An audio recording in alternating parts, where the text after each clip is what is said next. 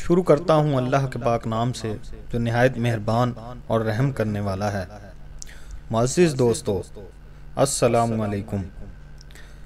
23 جولائی 645 عیسوی کو جب یزید پیدا ہوا تو اس کی ماں میسون کی طلاق ہو گئی۔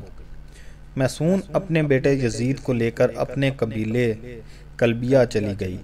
کلبیہ قبیلہ ابھی نیا مسلمان ہوا تھا، جس وجہ سے ان کے رسم و رواج اور رہن سہن ابھی بھی بالکل عیسائیوں جیسا ہی تھا۔ چنانچہ ایسی عیسائیت کے ماحول میں یزید کی پرورش ہوئی۔ یزید بچپن سے ہی بندروں کو پال کر ان سے کھیلا کرتا۔ جب بڑا ہوا تو اس نے شراب پینا، شطرنج اور بے حیائی کے کاموں میں بھرپور حصہ لیا۔ آج کی ویڈیو میں ہم یزید کی بدترین اور عبرتناک موت کا ذکر کریں گے۔ پیارے دوستو، انتہائی مخالفت کے باوجود بھی یزید 60 ہجری کو تخت نشین ہو گیا۔ تخت پر بیٹھے ہی یزید نے مدینے کے گورنر عتبہ کو خط لکھا کہ عبداللہ بن زبیر، عبد الرحمن بن ابی بکر، عبداللہ بن عمر اور سیدنا امام حسین سے میری بیعت لی جائے۔ جب ان سب نے یزید کی بیعت کرنے سے انکار کیا تو یزید نے دوسرا خط یہ لکھا کہ نواسہ رسول سیدنا امام حسین رضی اللہ تعالیٰ عنہ سے زبردستی بیعت لی جائے۔ اس لیے گورنر مدینہ حضرت امام حسین رضی اللہ تعالیٰ عنہ کے پاس آیا۔ اس نے کہا کہ یزید نے مجھے آپ سے زبردستی بیعت لینے کو کہا ہے۔ جب حضرت امام حسین نے دیکھا کہ اگر میں نے یزید کے ہاتھ پر بیعت نہ کی تو مدینہ میں قتل و غارت ہو سکتی ہے، تو آپ وہاں سے ہجرت کر کے مکہ پھر کوفہ کی طرف نکل گئے۔ حضرت امام حسین کے ساتھ آپ کے گھر والے اور کچھ اصحابہ کرام بھی موجود تھے، لیکن 18,000 کوفیوں نے حضرت امام حسین کی بیعت توڑ دی، جس کے بعد سے میدان کربلا کا واقعہ پیش آیا تھا۔ میدان کربلا کا واقعہ ہی یزید کا سب سے بڑا گناہ مانا جاتا ہے۔ جب یزید کو پتہ چلا کہ حضرت امام حسین کوفہ کی طرف آ رہے ہیں تو یزید نے عبداللہ بن زیاد جیسے سخت دل گورنر کو کوفہ میں مقرر کر دیا۔ ان کو یزید نے کہا تھا کہ حضرت امام حسین سے بیعت لو، اگر وہ میرے ہاتھ پر بیعت نہیں کرتے تو اس سے جنگ کرو۔ عبداللہ بن زیاد کے حکم کو مانتے ہوئے شمر اور عمر بن سعد نے کربلا کے میدان میں سیدنا حسین اور ان کے ساتھیوں کو 3 دن تک کچھ کھانے پینے کو نہ دیتے ہوئے ان کو شدید پیاس کا احساس دلا کر ان کو شہید کر دیا۔ میدان کربلا میں شمر جیسے بدبختوں نے ایسا ظلم کیا جس کی مثال تاریخ میں مفسرین لکھتے لکھتے آنسو بہاتے ہیں۔ میدان کربلا میں سیدنا حسین کو شہید کرنے کے بعد ان کی عورتوں کو بھی قید کر لیا گیا، بچوں کو بھی قید کر کے طرح طرح کے ظلم و ستم ڈھائے گئے۔ جب سیدنا حسین رضی اللہ تعالی عنہ کا سر مبارک یزید بدبخت کے سامنے لایا گیا تو اس کمینے نے آپ کے سر مبارک کی بہت ہی توہین کی۔ یزید نے سیدنا حسین کے سر مبارک کو دیکھ کر ایسے اشعار پڑھے جس کو بیان کرتے ہوئے بعض تاریخ دان یزید کو کافر بھی کہتے ہیں۔ آخر کیا وجہ تھی کہ یزید عبید اللہ ابن زیاد، شمر اور عمر بن سعد کو اہل بیت کو شہید کرنے کی سزا کیوں نہ دی؟ کیوں واقعہ کربلا کے بعد بھی یزید کی موت تک عبید اللہ ابن زیاد کوفہ اور بصرہ پر یزید کی طرف سے حکمران رہا؟ ایسے واقعات کے باوجود بھی ابن زیاد جیسا شخص اپنی مسند پر براجمان رکھنے کی وجہ یزید کے پاس آخر کیا تھی؟ اب 63 ہجری میں مدینے کے لوگ یزید کی بیعت توڑ دیتے ہیں تو یزید کی فوج مدینے پر حملہ کرتی ہے، جس سے واقعہ ہرا پیش آتا ہے، جس میں 80 صحابہ کرام مہاجرین اور انصار میں سے 700 تابعین اور اس کے علاوہ 10,000 مسلمانوں کو بے دردی سے مدینے میں شہید کیا گیا۔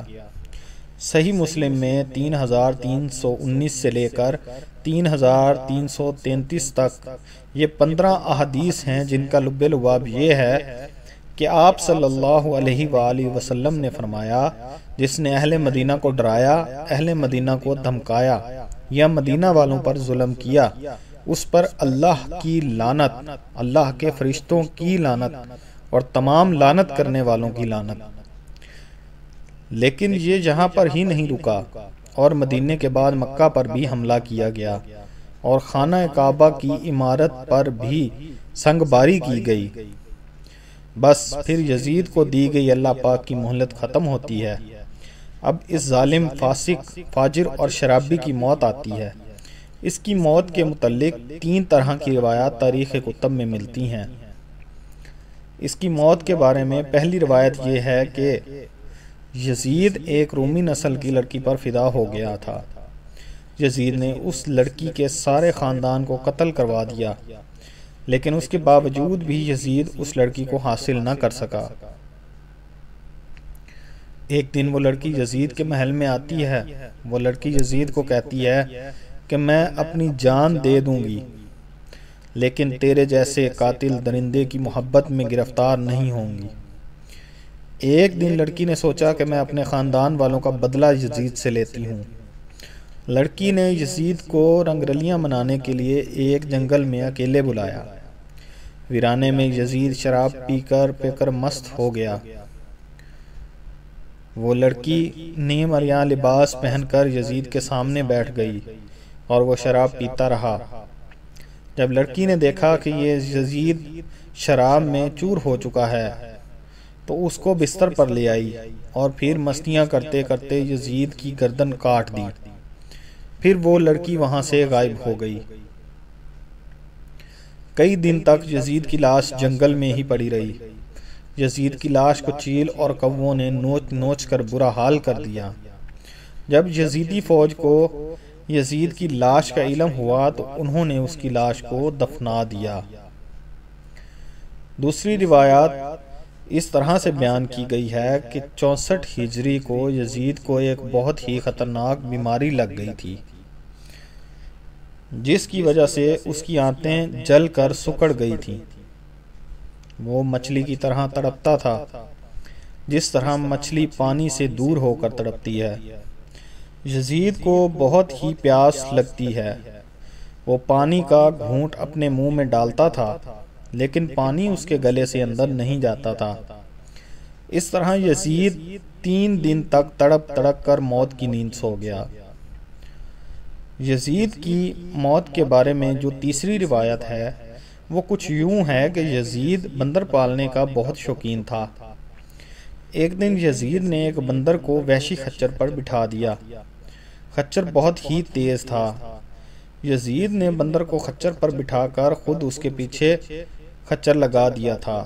جب خچر جنگل میں پہنچ گیا، اس کے پیچھے پیچھے یزید کا گھوڑا بھی بھاگ رہا تھا۔ جنگل میں پہنچ کر گھوڑے نے حضرت امام حسین کے قاتل کو نیچے زمین پر دے مارا۔ یزید کا سر ایک پتھر کے ساتھ لگ گیا۔ یزید کا پاؤں گھوڑے کی رکاب میں ہی پھنس گیا۔ گھوڑا بھاگتا رہا۔ یزید جنگل میں درختوں اور پتھروں سے ٹکراتا رہا، جس کی وجہ سے یزید کا جسم کٹنے لگا۔ جب یزید کی لاش کو لوگوں نے دیکھا تو وہ کہنے لگے کہ سیدنا حسین رضی اللہ تعالیٰ عنہ کو شہید کرنے کی یہی سزا ہونی چاہیے۔ میدان کربلا کے بعد یزید صرف 3 سال اور 6 مہینے کی عمر پا کر 14 ربیع الاول 64 ہجری کو ملک شام کی سرزمین پر 39 سال کی عمر پا کر کتے کی موت مر گیا۔ آج بھی اس کمینے پر عرش و فرش والے لعنت بھیجتے ہیں۔ اس کی قبر دمشق میں عبرت کا نشان بنی ہوئی ہے۔ اللہ تعالیٰ سے دعا ہے کہ وہ ہمیں آل محمد صلی اللہ علیہ وآلہ وسلم ہی کے نام سے محبت کرنے والا اور آل پاک کی صحیح طریقے سے غلامی کرنے والا بنا دے۔ آمین۔